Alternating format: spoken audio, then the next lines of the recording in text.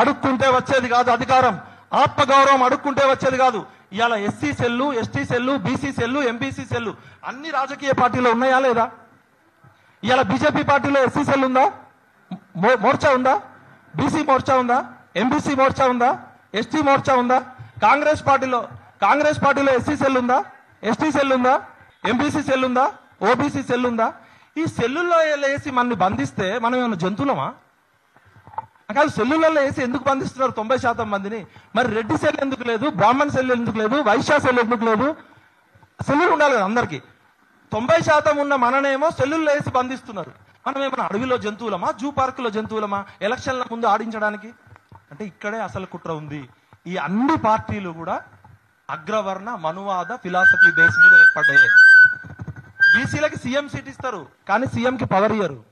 బీసీలని ప్రధానమంత్రి కూడా చేస్తారు కానీ పవర్ ఇయ్యదు. ఇవాళ బీసీలకు ఒక ఆర్ఎస్ఎస్ లాంటి తాత్విక పునాది కావాలి.